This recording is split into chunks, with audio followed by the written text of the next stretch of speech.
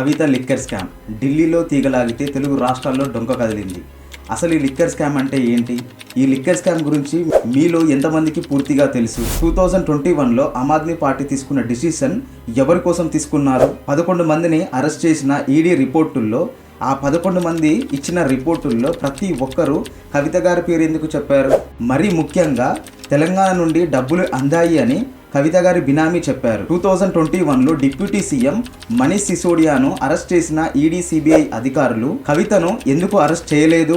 ఆ అరెస్టును ఆపింది ఎవరు? ఈ విషయాలు అన్నీ తెలుసుకుందాం. అలాగే ఈ వీడియో ఎవరి మీద తప్పుడు ప్రచారం కోసం చేస్తున్న వీడియో కాదు, నిజాలు మాత్రమే తెలుసుకుందాం. KCR's daughter and top BRS leader K. Kavita has been arrested in the excise policy case. Liquor scam కేసులో కవిత అరెస్ట్ అంతా బాధ్యత కలిగిన తండ్రిగా చంద్రశేఖర్ రావు గారు అక్కడికి రాలేదు అంటే దీన్ని ఎట్లా అర్థం చేసుకోవాలి? Search is over and arrest warrant is produced. 2020 ఢిల్లీలో కేజ్రీవాల్ ప్రభుత్వం తీసుకున్న నిర్ణయం ఏంటి అంటే 60% వైన్ షాపులను గవర్నమెంట్ నడిపేది, మిగతా 40% ప్రైవేట్ వ్యక్తులు నడిపేవారు. అయితే వీటిని పూర్తిగా ప్రైవేట్ వ్యక్తులకు ఇస్తే గవర్నమెంట్కి 9,500 కోట్ల ఆదాయం ఉంటుంది అని ఆమ్ ఆద్మీ పార్టీ 2021లో జనవరి 5న కొత్త లిక్కర్ పాలసీ కోసం మంత్రుల బృందంతో ఒక కమిటీని వేసింది. ఈ టీంలో డిప్యూటీ సీఎం మనీష్ సిసోడియా, సత్యేంద్ర జైన్, కైలాష్ గహెట్లా ఉన్నారు. కొన్ని నెలల తర్వాత 2021 మే 21న కొత్త లిక్కర్ పాలసీని ఆమోదించింది. ఈ పాలసీ ఆమోదించిన తర్వాత ఢిల్లీ లెఫ్టినెంట్ గవర్నర్ ఆమోదం తెలపడంతో 2021లో లిక్కర్ పాలసీ అమలులోకి వచ్చింది. కొత్త లిక్కర్ పాలసీ రాకముందు కాంట్రాక్టర్లు లైసెన్స్ కోసం 25 లక్షలు కట్టేవారు. అయితే కొత్త లిక్కర్ పాలసీ వచ్చాక L1 లైసెన్స్ కోసం 5 కోట్లు చెల్లించారన్న వాదనలు వచ్చాయి. ఇలా 5 కోట్ల నుండి 1 కోటి వరకు లైసెన్సులు అమ్మడంతో పెద్ద పెద్ద వ్యాపారులకే వైన్స్ బార్లు లైసెన్స్ ఇవ్వడంతో ఇష్టం వచ్చినట్లు లిక్కర్ రేట్లు పెంచారు. అయితే అసలు కథ ఇప్పుడే మొదలైంది. 2022 ఏప్రిల్ నెలలో నరేష్ కుమార్ అనే అతను ఢిల్లీ చీఫ్ సెక్రటరీగా అపాయింట్ అయ్యారు. ఆయన రావడమే కొత్త లిక్కర్ పాలసీ మీద ఫోకస్ చేశారు. అసలు ఏంటి పాలసీ పూర్తిగా స్టడీ చేసిన అనంతరం ఇందులో స్కామ్స్ జరిగాయని గుర్తించారు. దీని మీద ఒక ప్రోగ్రాం రెడీ చేసి లెఫ్టినెంట్ గవర్నర్ కు అందించారు.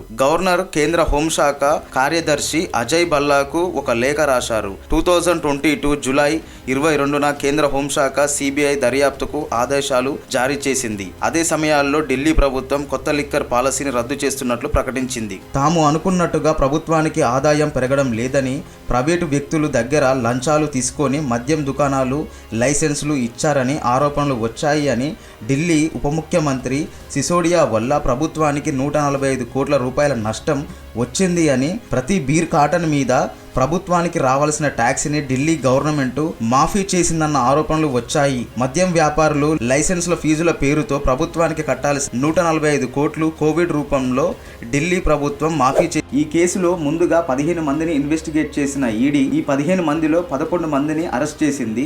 వీళ్ళందరూ చెప్పిన మాట ఏంటి అంటే సౌత్ గ్రూప్ సంస్థ నుండి వాళ్ళకు డబ్బులు అందాయని చెప్పారు. అయితే వీళ్ళ మీద వచ్చిన ఆరోపణలు ఏంటి అంటే గవర్నమెంట్ వైన్స్లు బార్లను ప్రైవేట్గా మార్చి లంచాలు ఇచ్చి గవర్నమెంట్కి 25 లక్షలు ఇచ్చి 5 కోట్లకు అమ్ముకున్నారు అని ఆరోపణలతో పాటు బ్లాక్ మనీని మార్చడానికి చేసిన ప్లాన్గా ఈడీ సిబిఐ ఎంక్వైరీ చేశారు. ఈ ఎంక్వైరీలో ముందుగా ఢిల్లీ డిప్యూటీ సీఎంని అరెస్ట్ చేశారు. సిసోడియా 18 మొబైల్స్ వాడినట్లు, 4 ఫోన్ నెంబర్స్ వాడినట్టు, ఒక్క రోజులోనే ఆయన 3 మొబైల్స్ మార్చినట్లు సిబిఐ ఛార్జ్ షీట్ లో తెలిపారు. ఈ లిక్కర్ ఇష్యూని ముందుగా ప్రపోజల్ పెట్టింది ఇతనే. ఇక హైదరాబాద్కి చెందిన వ్యాపారి రామచంద్ర పిల్లైను రాబిన్ డిస్టిలరీ కంపెనీ అధినేత రామచంద్ర పిల్లై అన్ని బ్రాంచుల్లో సోదాలు నిర్వహించారు. రాబిన్ సంస్థల్లో ఆర్థిక లావాదేవీలు, కంపెనీలో ఉన్న భాగస్వాములు ఎవరన్న అంశాలపై దృష్టి పెట్టడంతో రాబిన్ సంస్థలో భాగస్వాములుగా అభిషేక్, ప్రేమ్ సాగర్లు పార్ట్నర్స్గా, రాబిన్ డిస్ట్రిబ్యూషన్ సంస్థలో వీరు కూడా డైరెక్టర్లుగా ఉన్నట్లు ఈడీ అధికారులు అభిషేక్ బోయిన్పల్లి, ప్రేమ్ సాగర్తో మరో 9 మందిని రాబిన్ డిస్టిలరీలో డైరెక్టర్లుగా ఉన్నట్లు ఇన్వెస్టిగేషన్లో తెలిపారు. ఇక ఇదే ఇన్వెస్టిగేషన్లో కవిత గారి పిఏ గోరెట్ల బుచ్చిబాబు ఇంటిపై ఒకేసారి దాడి చేసి గొర్రెట్ల బుచ్చిబాబుని అరెస్ట్ చేసి ల్యాప్టాప్స్ కొన్ని ముఖ్యమైన ఆధారాలు తీసుకున్నట్టు ఈడీ అధికారులు చెప్పారు. గోరెంట్ల బుచ్చిబాబు ఇచ్చిన వాగ్మూలంలో కవిత గారు చెప్పినట్టు చేశాను, అంతే, నాకు ఏమీ తెలియదని చెప్పాడు. ఈ విషయాన్ని ఈడీ ఛార్జిషీట్లో తెలిపింది. కరీంనగర్కు చెందిన వెనుమునేని శ్రీనివాసరావు రియల్ ఎస్టేట్ వ్యాపారి. ఇతని ఇల్లు, ఆఫీసులు సోదాలు చేసినప్పుడు ఈడీకి షాక్ ఇచ్చిన విషయం ఏంటంటే శ్రీనివాసరావు రాబిన్ డిస్టిలరీస్ డైరెక్టర్లో ఒకరని, అదే రాబిన్ డిస్టిలరీలో గండ్రా ప్రేమ్సాగర్కు సమీప బంధువు కావడంతో ఈడీ అధికారులు తన ఇంట్లో 7 గంటల పాటు ఇన్వెస్టిగేషన్ చేశారు. వెనుమునేని శ్రీనివాస్ ఇంట్లో పెద్ద ఎత్తున డబ్బు లావాదేవీలు జరిగినట్లు గుర్తించి అప్పుడు ఈడీ అధికారులకి అర్థమైంది ఢిల్లీకి తెలంగాణ నుండి డబ్బులు ప్రవాహంలా ఎందుకు వచ్చాయి అని. అదే సమయాల్లో 2 సాఫ్ట్వేర్ సంస్థలను ఎంక్వైరీ చేశారు. రాబిన్ సంస్థ డబ్బు ప్రవాహానికి మూలం ఇక్కడి నుంచే జరిగినట్టు ఈడీ ఛార్జిషీట్లో తెలిపారు. ఈ 2 సాఫ్ట్వేర్ కంపెనీలు ఎంక్వైరీ చేస్తుంటే ఈడీకి ఒక విషయం అర్థమైంది. ఈ కంపెనీలు ఇంతకు ముందు ఎప్పుడు ఇంతలా ఈ సాఫ్ట్వేర్ కంపెనీలు మనీ ట్రాన్స్ఫర్ చేయలేదు. ఎప్పుడైతే రాబిన్ కంపెనీతో జరిగిన డీల్తో ఒకేసారి సాఫ్ట్వేర్ కంపెనీతో ఢిల్లీకి డబ్బులు పంపారు. ఢిల్లీకి అంతలా డబ్బులు ఎందుకు పంపుతున్నారు అంటే లిక్కర్ షాపుల పేరుతో సగం షాపులు వీళ్ళ ఆధీనంలో ఉంచుకొని నల్ల డబ్బును తెల్ల డబ్బుగా మార్చుకుంటున్నారు అని ఈడీ ఛార్జిషీట్లో తెలిపింది. అలా కవితను ఎంక్వైరీకి పిలిచిన ఈడీ అధికారులు ఒక రోజు పాటు ఇన్వెస్టిగేషన్ చేసి మళ్ళీ కేసు సంబంధించిన వివరాల కోసం పిలిస్తే రావాలి అని చెప్పడం జరిగింది. ఇన్వెస్టిగేషన్లో పట్టుబడ్డ అందరూ కవిత పేరు చెప్పడంతో 3 సంవత్సరాలు ఈ కేసుని జరుపుకుంటూ వచ్చిన చివరిలో అరెస్టు కాక తప్పలేదు. మరి ఈ విషయాన్ని ఎంత గోప్యంగా ఉంచినా కోర్టు మాత్రం ఊకోదు కదా. రామచంద్ర పిల్లైని కోర్టుకు తీసుకువెళ్లిన సమయాల్లో జడ్జి కవిత ఇన్వెస్టిగేషన్కి రాలేదా అని అడగడంతో ఈడీ అధికారులు పోస్టుపోన్ చేస్తుందని చెప్పడంతో కోర్టు రామచంద్ర పిల్లై కేసును పక్కన పెట్టి ముందు కవిత ఇన్వెస్టిగేషన్ పూర్తి చేయాలని ఆర్డర్ ఇచ్చింది. 15 మార్చి 2024 నరేంద్ర మోదీ మీటింగు, అదే రోజు ఈడీ సోదాలు, అదే రోజు నరేంద్ర మోదీ మీటింగ్ కంప్లీట్ అయ్యేసరికి కవిత గారిని అరెస్టు జరగడం, అదే నైటు ఢిల్లీకి తీసుకువెళ్లడం జరిగింది. మరి ఈ ఇన్వెస్టిగేషన్లో ఎలాంటి విషయం బయటపడతాయి?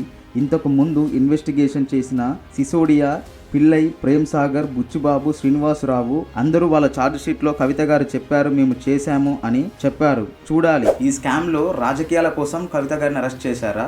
ఎలక్షన్ కమిషన్ ఎలక్షన్ డేట్ని అనౌన్స్ చేసే ముందు రోజే మోడీ తెలంగాణకు రావడం ఏంటి? అదే రోజు కవిత గారిని అరెస్ట్ చేయడం ఏంటి? ఈ విషయాలన్నీ చాలా సిమిలర్గా ఉన్నాయి. చూడాలి పూర్తి ఇన్వెస్టిగేషన్ అయిపోయేసరికి ఎలాంటి విషయాలు బయటకు వస్తాయి అనేది. That's all for today episode friends. ఈ వీడియో మీకు నచ్చినట్లయితే లైక్ చేయండి, షేర్ చేయండి, సబ్స్క్రైబ్ చేసుకోండి అండ్ మరీ ముఖ్యంగా కామెంట్ చేయండి.